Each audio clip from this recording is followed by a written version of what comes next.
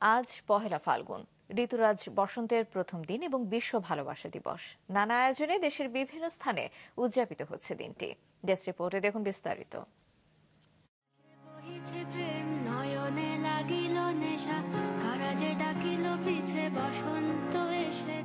এসেছে ঋতুরাজ বসন্ত।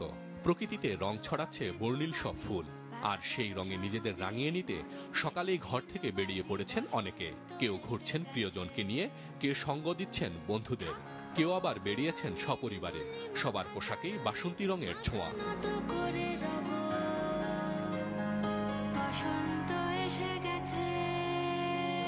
ভোরের আলো ফোটার সাথে সাথে চট্টগ্রাম ও যশোর সহ দেশের বিভিন্ন জেলায় শুরু হয় বসন্ত বরণ উৎসব।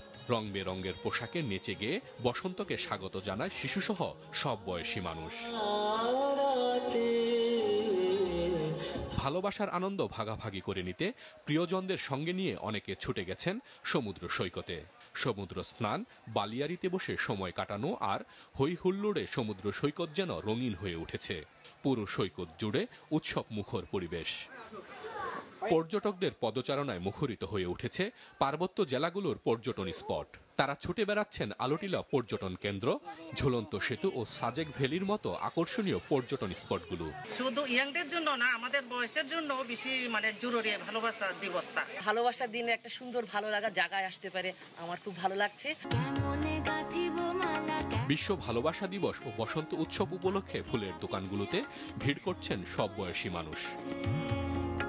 হাসান মেহেদী, মাছরাঙা নিউজ ডেস্ক।